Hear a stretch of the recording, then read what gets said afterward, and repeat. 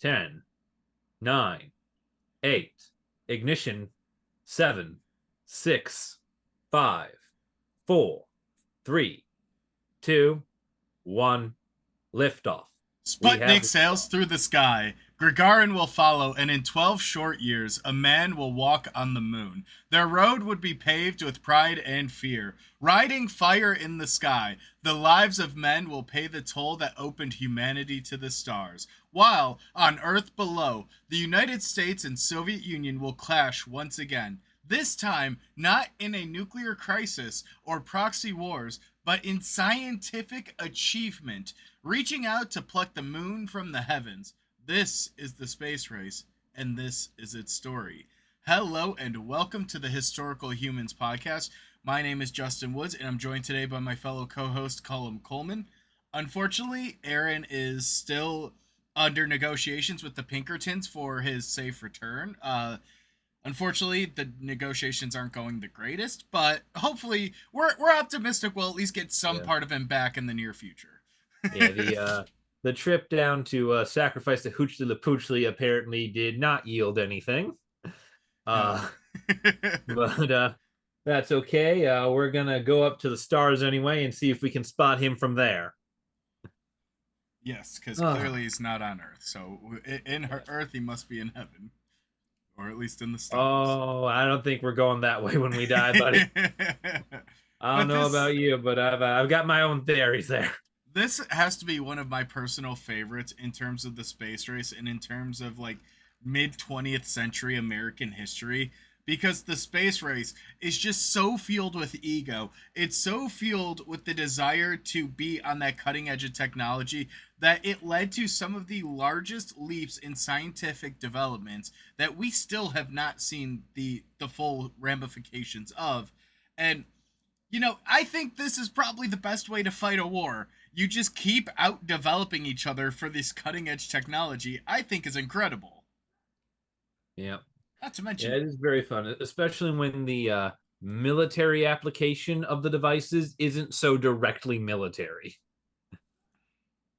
I mean, some of the developments of the space race we actively use on a daily basis. Hello, mobile telephone. Hello, Wi Fi signals. Hello, Bluetooth.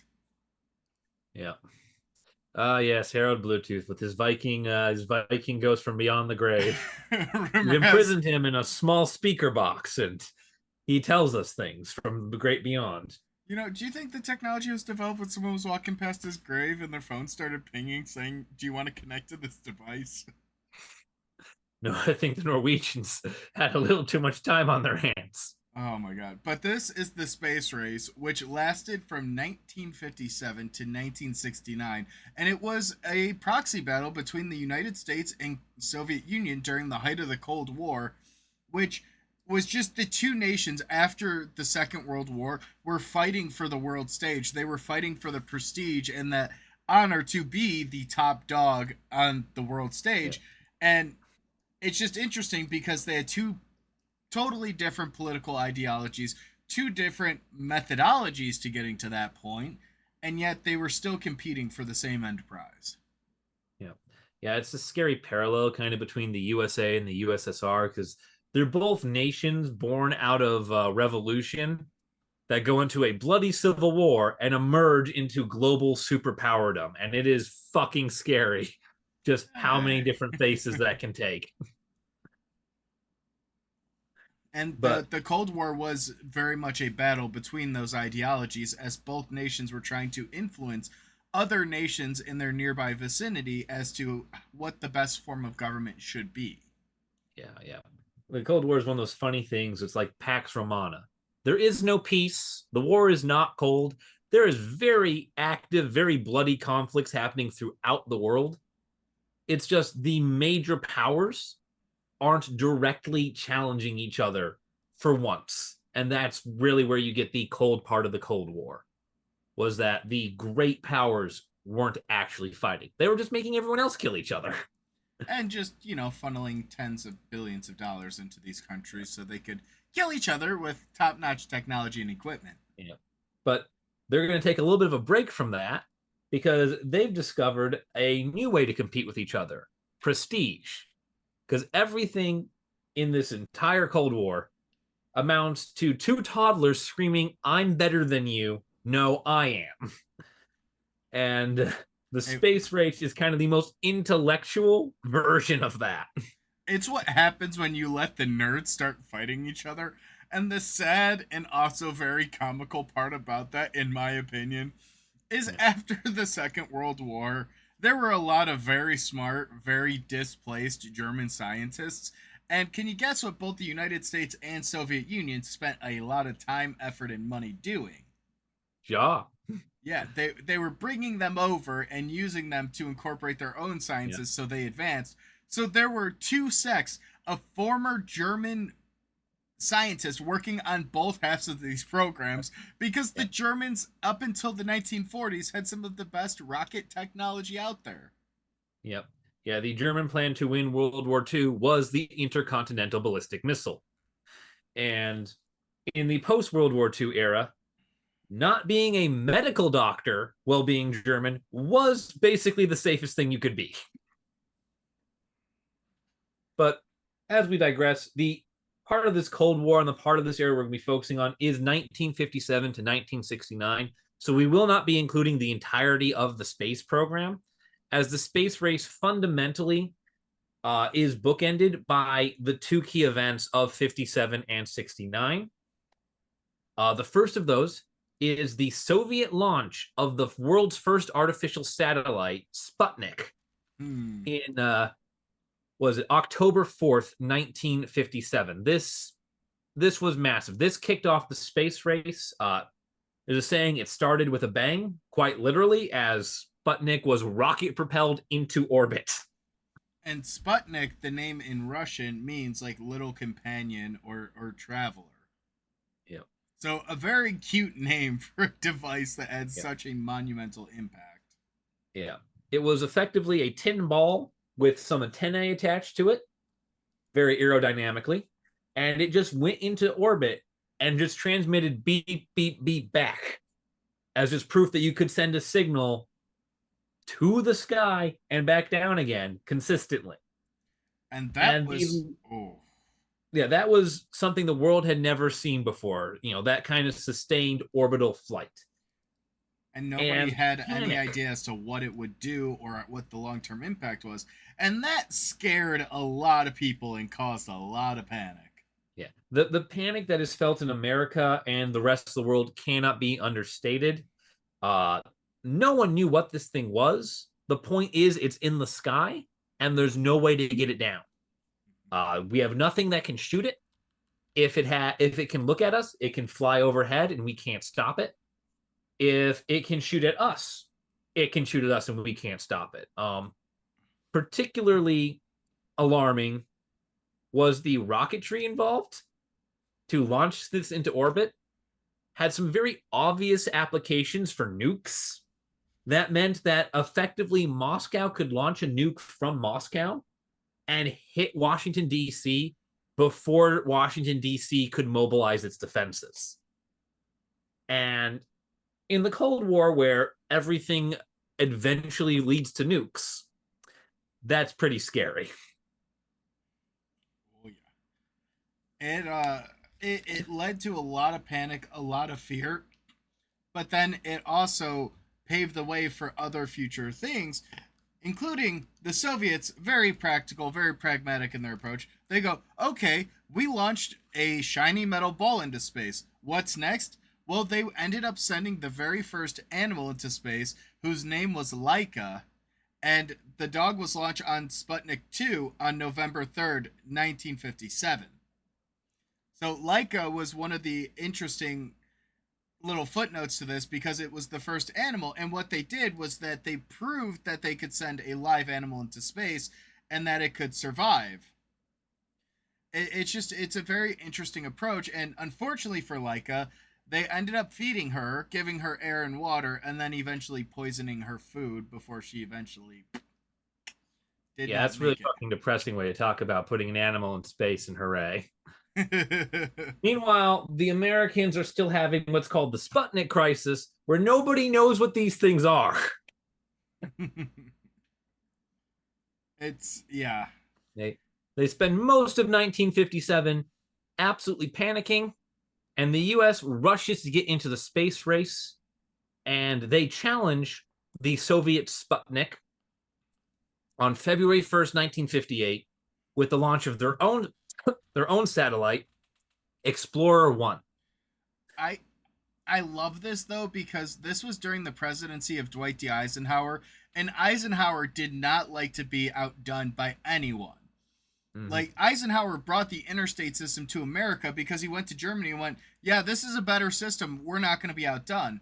Eisenhower invested a shit ton of money into the education system because he didn't want to be outdone.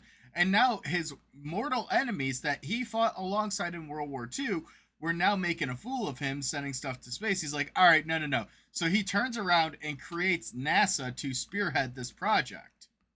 Yep. Yep. NASA, interestingly enough, does not predate America's space exploration, as NASA is officially created on July 28th.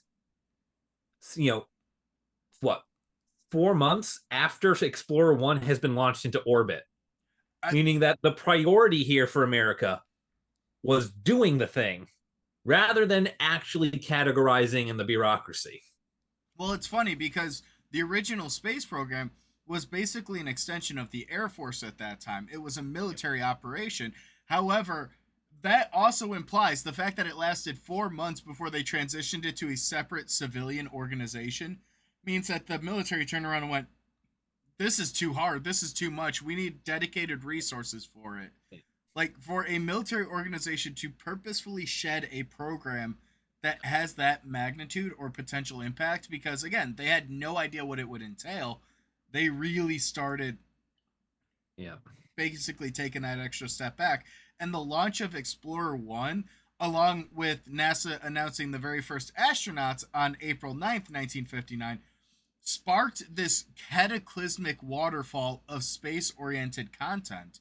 You started seeing the introduction of like the Jetsons and other sci-fi that was centered around outer space and inner space travel because the world was a possibility. The whole universe could be Yep. captured in this imagination.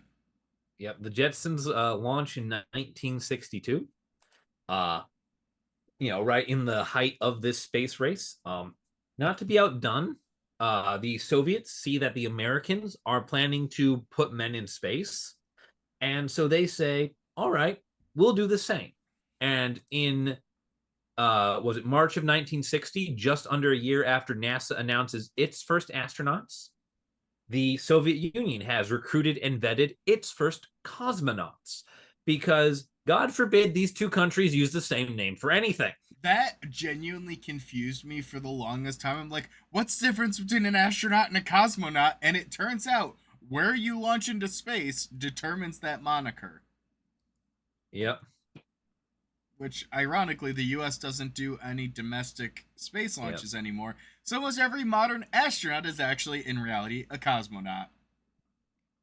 Yep. The funny thing too is like one, Astro is star and Cosmo is world or universe. So it's kind of one of those things like you're clearly using the prefix to make yourself sound bigger there, Russia, because you got to name your seconds.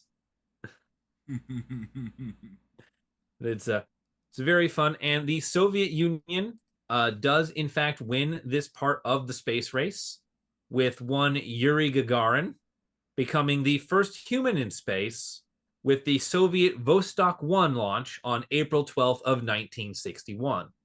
They do it in a single year from picking the man to putting him out there. And the United States would turn around and put John Glenn, who flew on the Mercury Atlas 6 on February 20th, 1962. So about 10 months later, the US finally put someone up there. But my favorite thing is the United States, not to be outdone, not to be embarrassed. No, no, no. We must kick that field goal twice as far. It's not merely enough to put a man in space. No, US President John Fitzgerald Kennedy vows to put a man on the moon during his September 12th, 1962 address to the nation, in which he proclaims that we will put a man on the moon before the end of the decade, giving a timeline of less than 7.5 years to put a man on the moon before the decade is out. What Yeah, a and mountainous task. yeah, and the key thing here with JFK's speech, why it is so pivotal to the space race, is because it sets the end goal. It creates a system where this competition can have a winner set foot on the moon. And that becomes the focus of both space programs, because up to this point, they've just been trying to see what they can put into orbit and how long they can keep it there before it dies. Because that's the crazy thing in my mind is, especially someone who's grown up with a lot of this technology having been around and seeing like the cartoons and movies and stuff centered around it. It makes sense. You put a spacesuit on, you have oxygen, you have a pressurized chamber. They did not have any of this information prior. They took a lot of educated guesses on top of legitimately just strapping someone onto an extremely fast burning rocket that could explode at any point, and during this process, many of them did. Yeah. There's a ride in the missile. Yes, that's what I was trying to Because phrase. you literally some of these early designs is a man with rope tied around what looks like a giant firecracker, riding it like it's a bolt.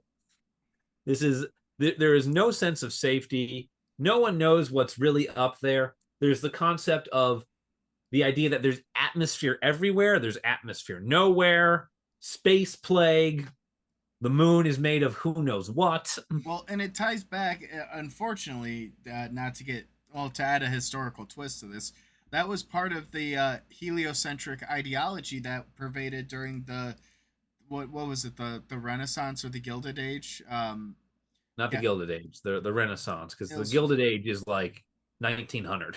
Oh no, not the Gilded Age then, but the Renaissance, where a lot of mathematicians and scientists like Galileo, Copernicus were proposing these ideas, and it was believed that the Earth's atmosphere just went on and on and on, and that at some point you would eventually reach heaven.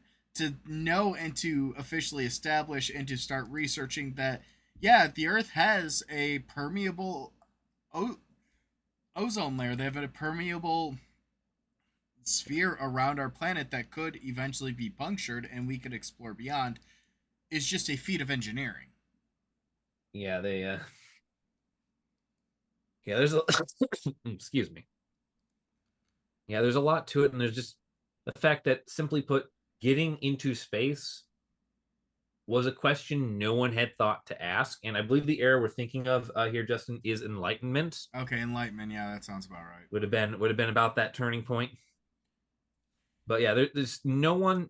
Everything that these people have when they are starting this is just untested advice. It's pure theory and educated guesses. And honestly, the fact that it takes them so long to kill somebody is pretty fucking amazing. Uh, one thing though with the space race that never gets talked about, it's almost never taught in my experience, is the Vostok 6 mission on June 16th, 1963, which is when Valentina Tereshkova becomes the first woman in space. She's launched by the Soviet Union. She spends 3 days in space. And the fact that a woman went to space in 1963 is completely glossed over. Women in space really only start getting talked about after the space race is over and the NASA program begins to include them. And it's such a crying shame that this happens, that this doesn't get mentioned. Because this is a pioneer and she does not deserve to be forgotten.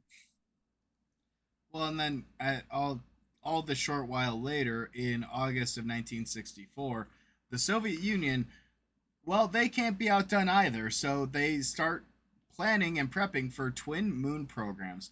One was for a lunar flyby, and one was for a lunar landing, which were to be developed separately but also in tandem. They were trying to do two separate approaches to the moon because, if the United States is going to put a man on the moon, we're going to put a man and study it. Yeah.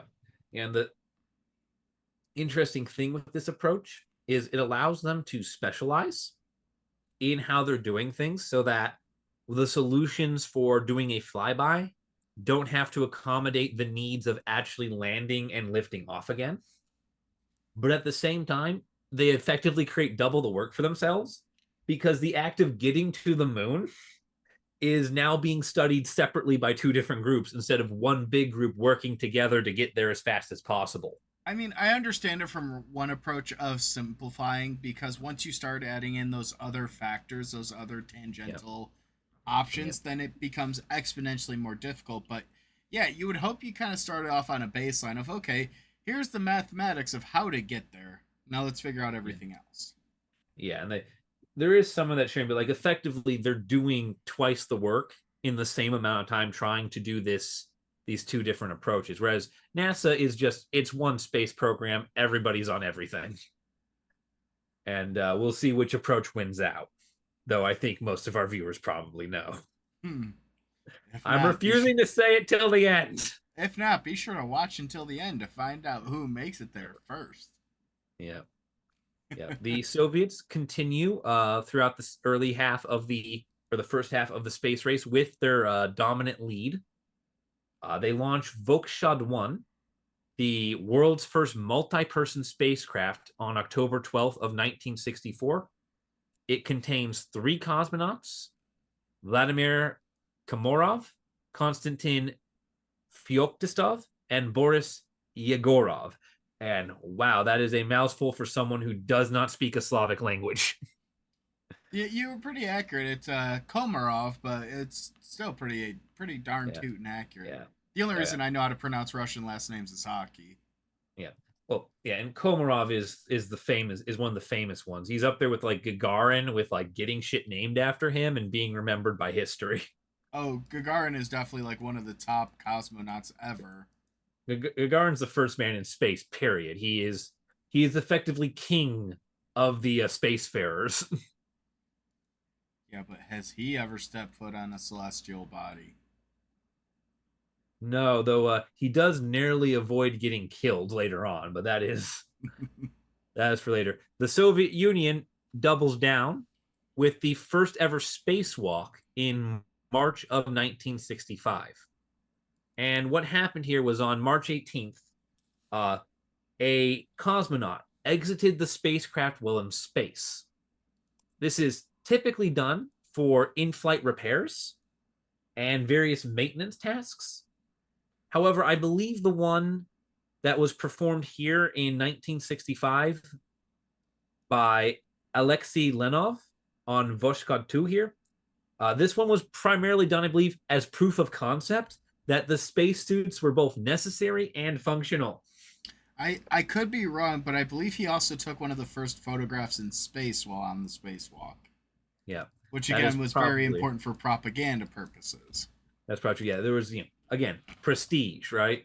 We have what was effectively the world's first aerial photograph, the first like satellite picture, and that's what he did. He got out there in the middle of space with a camera and went. So, do I tell you the terrifying fact now or later? What's the terrifying fact? Because there's a lot more stupid things that are going to start happening. This is before the tether was invented. Oh yeah, that's right. He's holding on to the side of it with one arm, got the camera with the other. And they He's got his basically entire head is in a bubble. had little jet boosters on the feet and the back of the suit to help him fly around. Yep. Thankfully, he made it back, but oh Yeah. my nightmare You fuel. you take this apart. You bring like Vokshad 2 and the associated suits and things before any sort of safety inspector today, and they will die. They will die because there is absolutely no good reason why this is the best we can do. These are terrifying and terrible. Like, Boris, were you drinking while you developed this? No, but I was drinking while I flew it. That was Alexei. Yeah.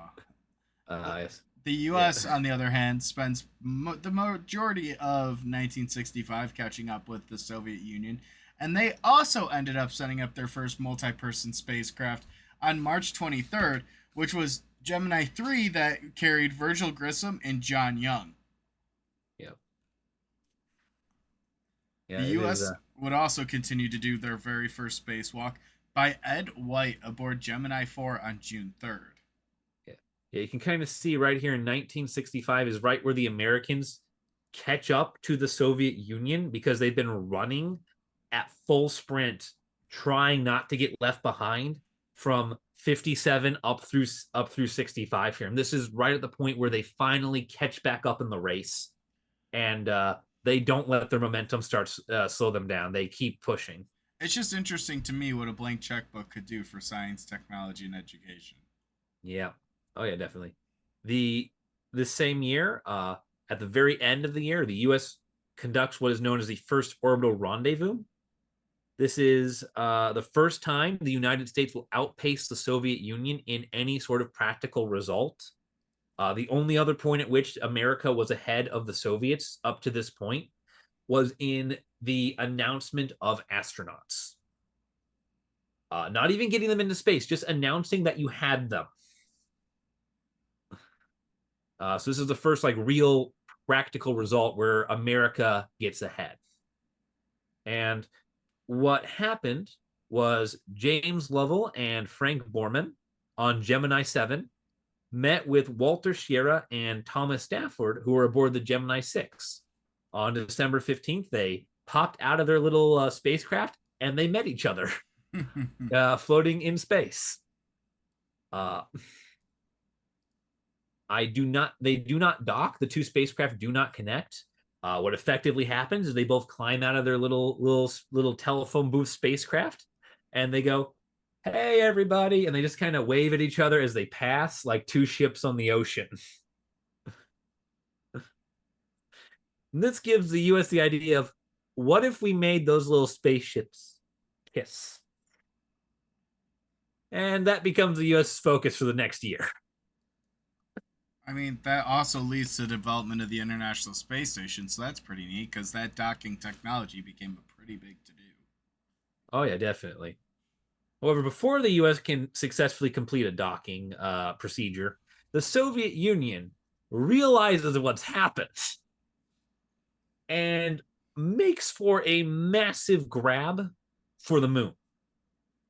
They launch what is called the Luna 9 mission, which is the first ever soft landing on the moon.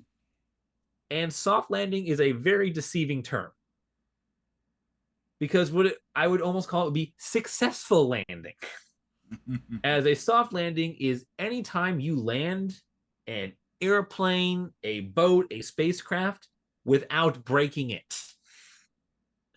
And this is the Luna 9 was unmanned, and this probe touched down on the moon without detonating on impact, meaning that the Soviets had finally got the math right for how to get from the Earth to the moon without, killing anyone who might be on board. And Luna 9, keeping with the theme of pictures are power, became the first thing to ever take pictures from the surface of the moon, which it happily transmitted back to Earth. I also just love the fact that it landed about 250 meters from the site of the Luna 8 wreckage. Yep. Yeah. It almost blew up on its predecessor, which would have been absolutely hilarious. They were all aiming for the same spot though, so you got to give the Soviets some credit. Pretty darn close. Yeah. The big thing though that Luna 9 proves is it proves that the moon's surface is solid enough to support spacecraft. Nobody knew what the moon was made of at this time. Nobody knew how the moon had been formed. And one of the big prevailing theories was that because the moon is believed to have no atmosphere, which that turned out to be true, that it had no protection from meteorites and micrometeorites, and that all those craters on the moon that you can see from your telescope or even just with your naked eye were covered in massive amounts of just feet after feet of lunar dust from all those impacts constantly pulverizing everything on the surface. And if you were to set foot on it, it would suck you in like quicksand and you'd be drowning in, you know, however many feet of just, you know, literal sand. And this Luna 9 proved that no, it's solid rock. It's sturdy. There's not a giant layer of dust that's going to eat you. That was a pretty big deal. It doesn't get talked about a lot, but that's a very big deal.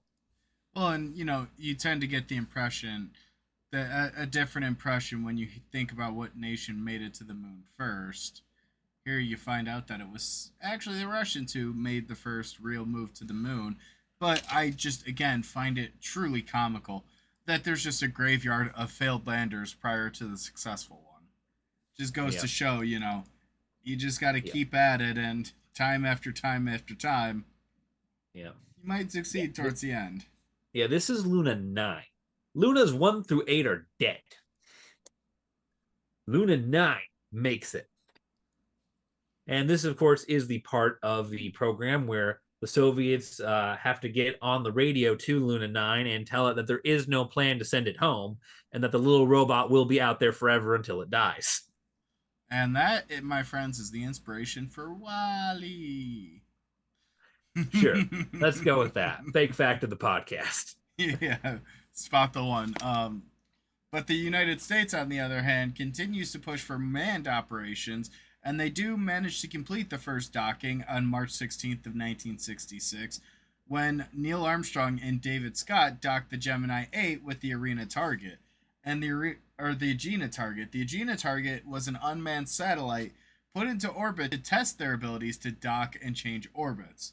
So the United States basically just continued testing, but we're like, we've done enough on the ground. Let's try it up there. Yeah, yeah. Agena target was this giant cylinder that effectively just had like those little toys for children where they have to put the different pegs in the different holes. It just had a bunch of different holes and nozzles on it so that astronauts could in space dock, alter their course, undock, alter their course, and redock again over and over to sort of prove maneuverability in space because you have to be very precise to take, these rockets which fly at hundreds of miles an hour and slide them perfectly into a hole that is exactly the size of the nose. The terrifying part about this is before video games.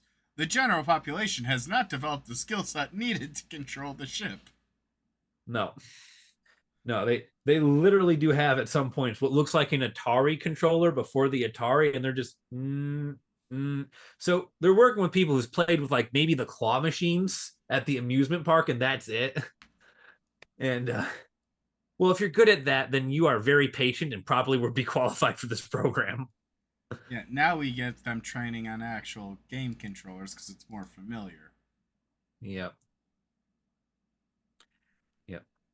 However, 1966 kind of marks the end of the honeymoon period for the space race. Up to this point, it has been a lot of scientific problem solving. It has been a lot of trial and error, and it's been a lot of triumphs and successes. 1967 sees the space race turn deadly, and we get our first ever casualties of this quest for the moon.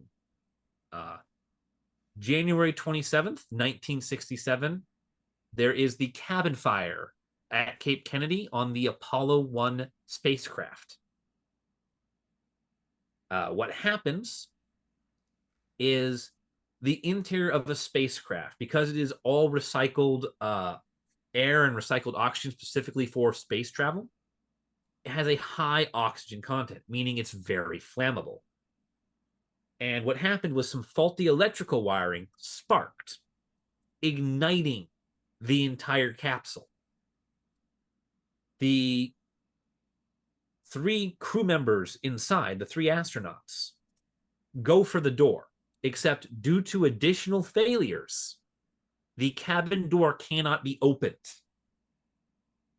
And in a matter of minutes, Virgil Grissom, Ed White, and Roger Chaffee are killed. They just burn alive on the launch pad during a simulated test. God, that's terrifying. It is arguably the most horrific death in in the space race and possibly even of the entire space program. It is so catastrophic that NASA shuts down operations for 18 months for a full reassessment of how so many things could have gone so wrong to kill these men. Because if the cabin doors open, these men live. If the wiring is properly insulated, these men live. If anyone had been able to get into the pod, these men live. So why are they dead? And it takes NASA 18 months to restructure itself so that the Apollo 1 incident cannot be repeated.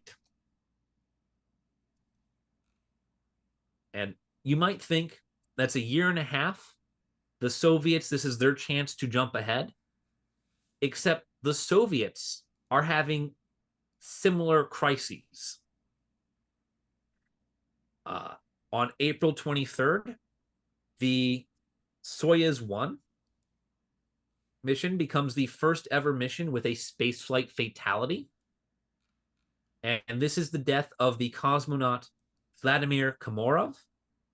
Komarov there. He's, again, like Gagarin, he is the other man that gets a lot of stuff named after him, especially from the Russian side of the space race. What happened with Komarov here is upon re-entry with Soyuz 1, the parachute lines tangled, meaning they could not be deployed, meaning that he could not slow his descent. He is killed on impact, and the final words of his broadcast are openly disputed. The Soviet Union alleges that he said the following when he realized there was no chance to survive. I feel excellent. Everything is in order. Thank you for transmitting. American listening posts in Turkey and Greece, however, picked up a very different message. This devil ship, nothing I lay my hands on works properly. One of those sounds like a man plummeting to his death on a malfunctioning machine. The other does not. I they probably had to tweak a few words in the first one. Try and make it more PG. Try and like not dispel hope in the program. Everything's great, everything's fine. Whereas the Western one, I'm amazed if those are his actual words that he didn't use suka or bliat or any other explicative that he could come to mind while he's plummeting to his literal death. Yeah. Yeah. Now, one of the interesting things that does come to light about some of this stuff is that Gagarin was supposed to be the man on this mission, but supposedly both Gagarin and Komarov knew that the Soyuz 1 was a flawed machine, and rather than let his friend die, Komarov volunteered to take Soyuz rather than let Gagarin do it. Wow. Because they both knew it was a death trap. And supposedly Komarov would rather Gagarin lived than outlive him than the other way around. Again, this is all allegedly because we are dealing with spyware and the Cold War, where everyone lies constantly. What's the old saying? It's better to die a hero than live long enough to see yourself become the villain. Yes. Thank you, William Dafoe's Green Goblin. Thank you for that. Go find Tobey Maguire and repeat that for him.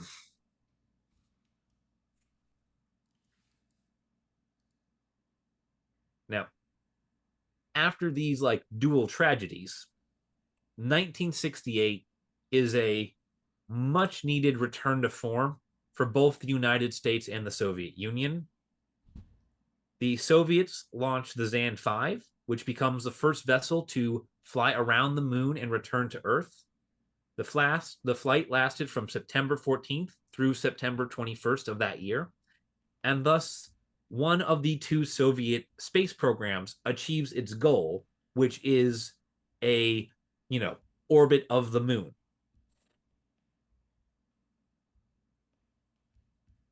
The United States, by contrast, launches Apollo 7, which marks the beginning of the famed Apollo program, namely with its first flight. Apollos 1 through 6 never really leave the ground.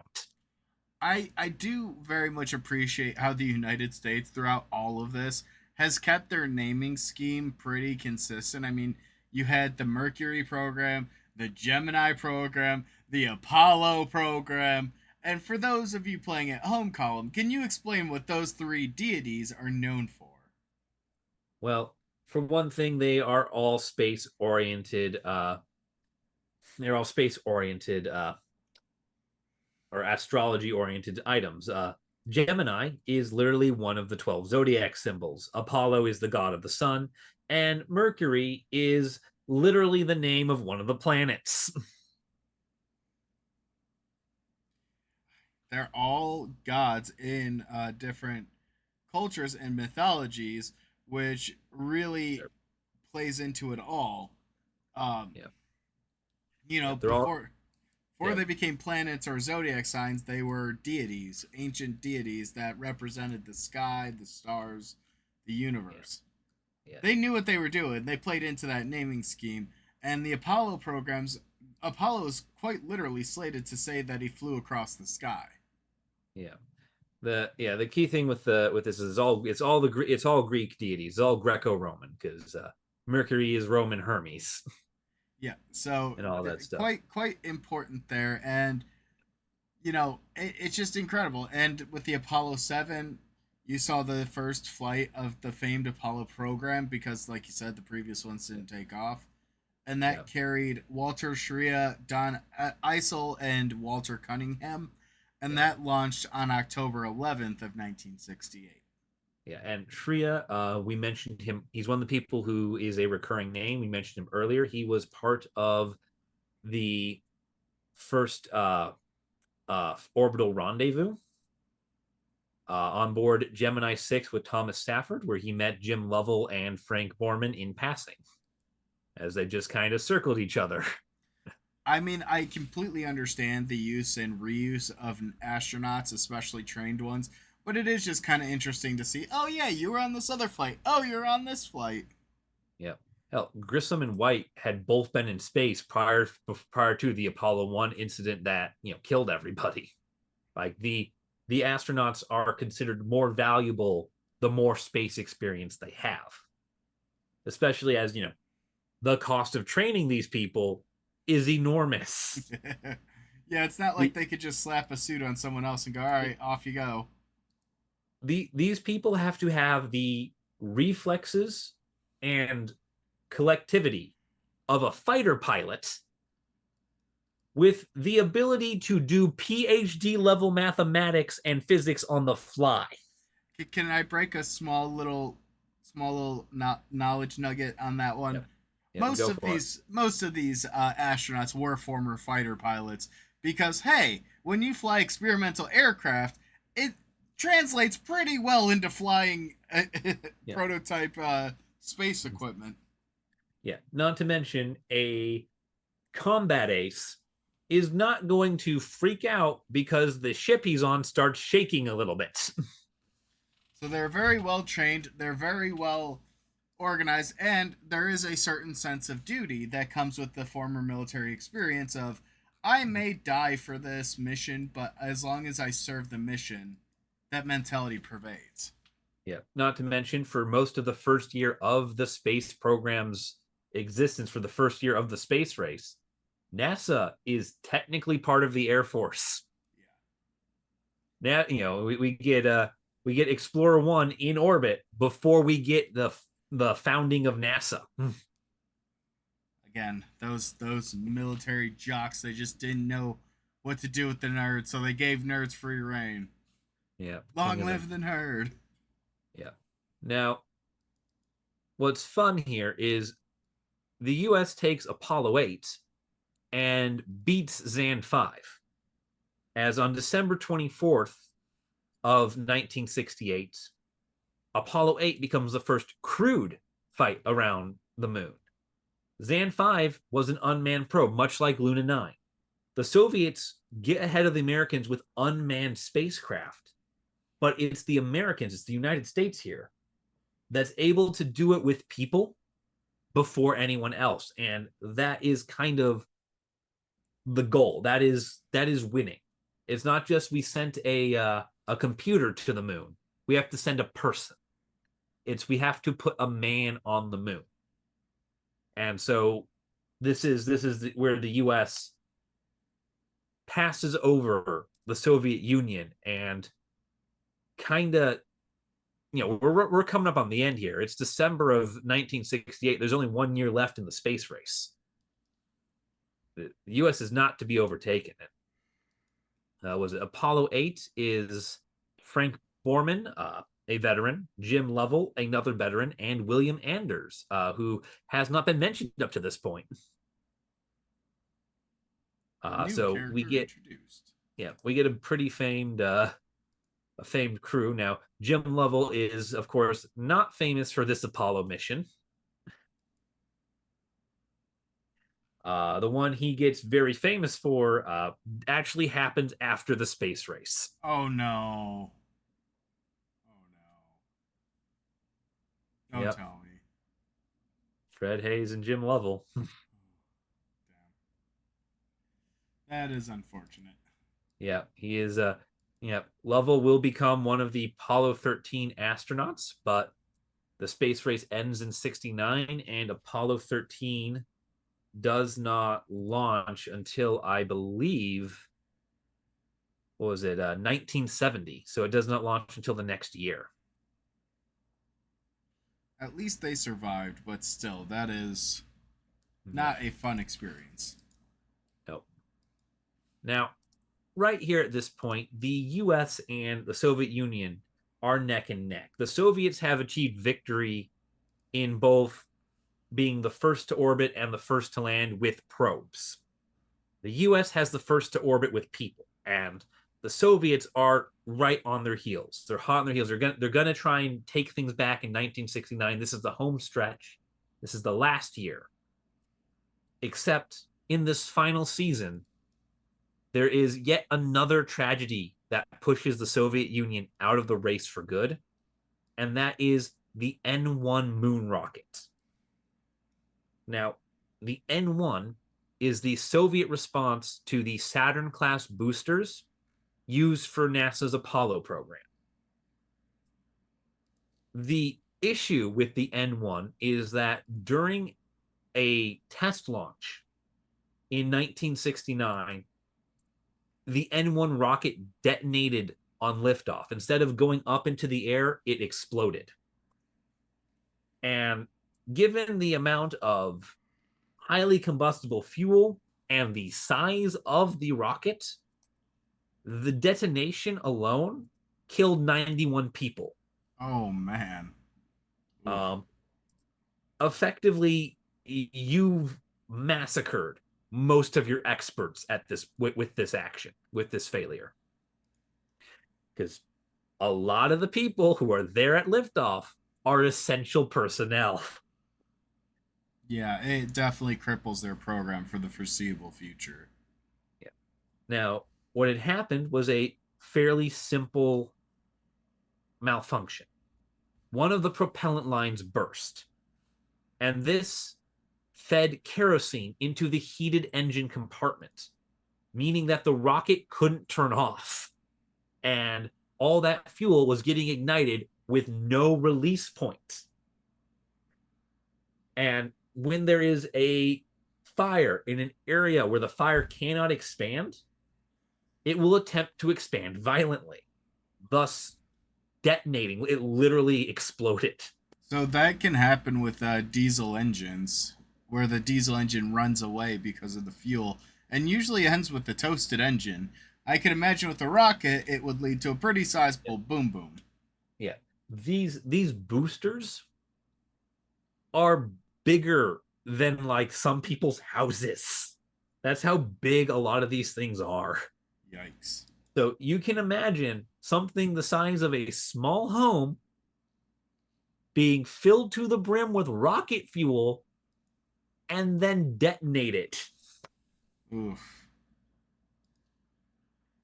Not good, but on the flip side, this is where the good old US of A comes home and brings home the trophy because on July 20th of 1969, the United States of America wins the space race where Neil Armstrong and Buzz Aldrin land the Apollo 11 spacecraft on the surface of the moon, and in doing so, Armstrong uttered one small step for man, one giant leap for mankind, becoming the very first human to step foot on the surface of the moon.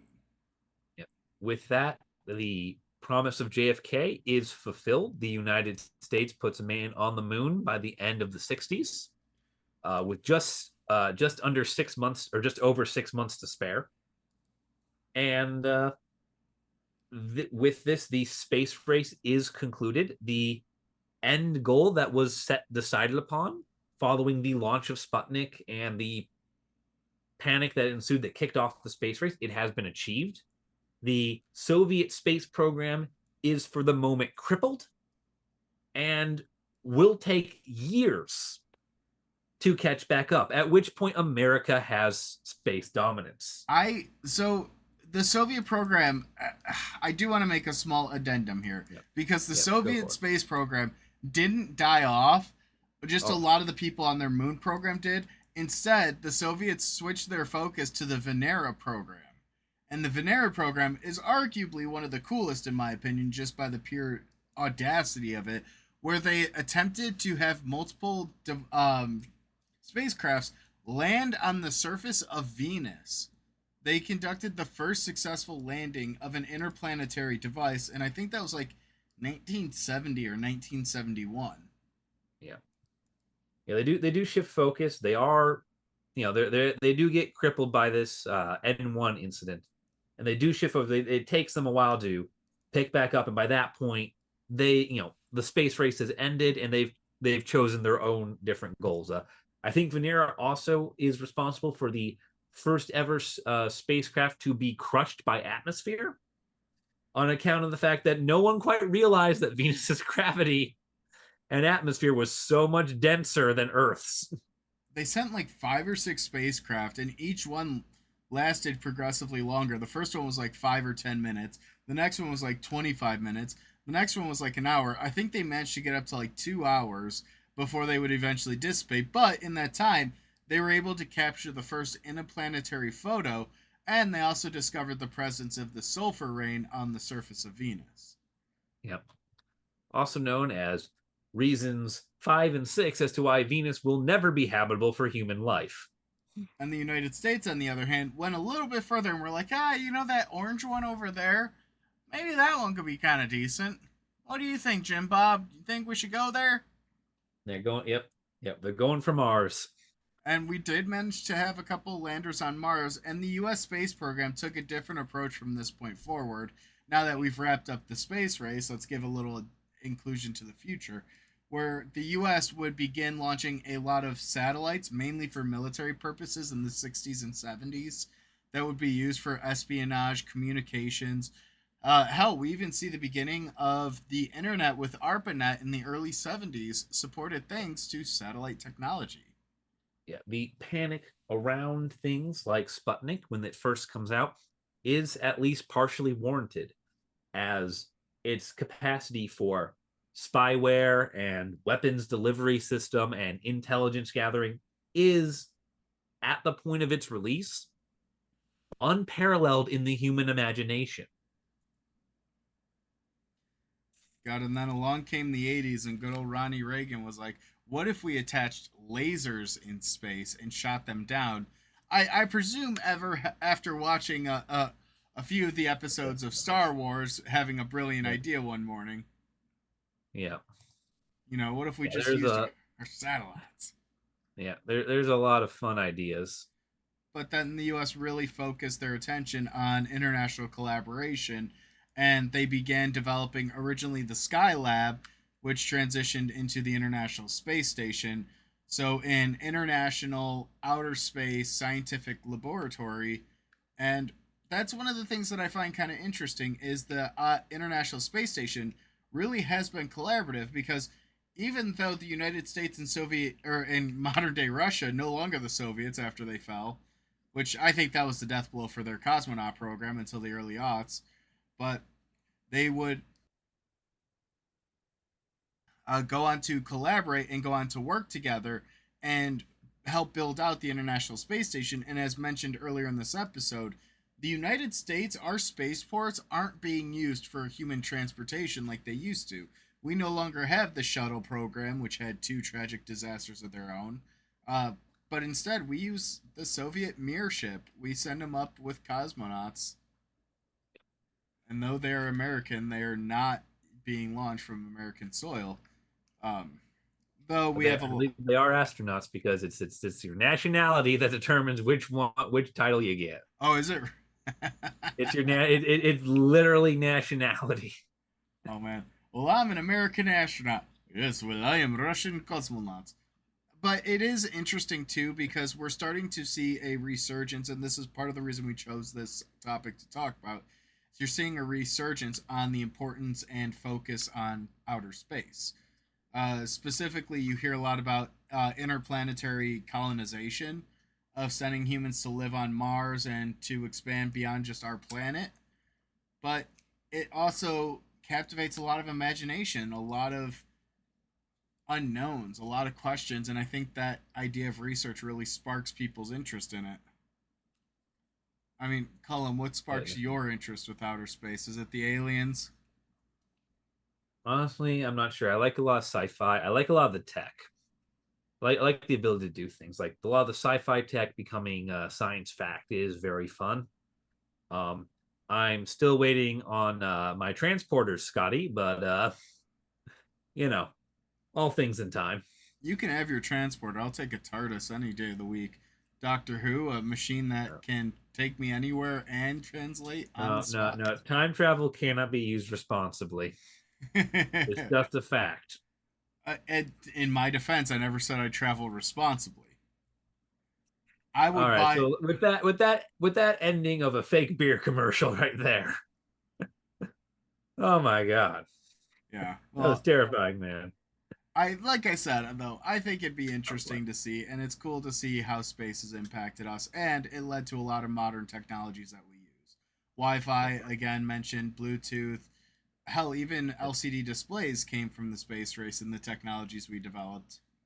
Yeah, and it's fun also to see like what was arguably one of the probably the only time in human history where militarism and hyper competitivism and all those things that made the Cold War what it was were channeled into something that actually betters the world. They were channeled into science. It's a very unique moment of human history because usually tribalism and militarism and all this competition just fuels brute force and violence and hatred.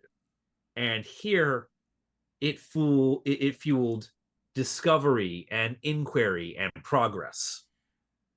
I just think no matter how we phrase it, we can't understate the value of the technologies developed during this time period. I mean, the United States developed the ballpoint pen, and there's a very infamous joke of how the U.S. How NASA spent $1 million developing the ballpoint pen, and the Soviets just used a pencil. But then you actually look into it, and the graphite could clog the Yeah. filters, and you could get nasty particles. It's a whole thing, but that was a Yeah, very common not to joke. mention, I think the ballpoint pen predated the space race by a few decades. It was one of the pens, though, that it was Yeah. a writing Oh, utensil. oh yeah, no, Anyways. it's the right intention. It's just I think the first one is from the 1930s.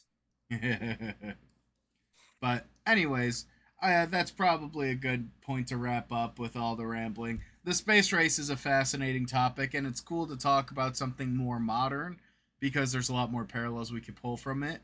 Let us know what your thoughts on the space race is down below. Who won? The United States with a man on the moon, or the Soviet Union eventually reaching Venus? Let us know in the comments down below, and we will see you in the next podcast episode.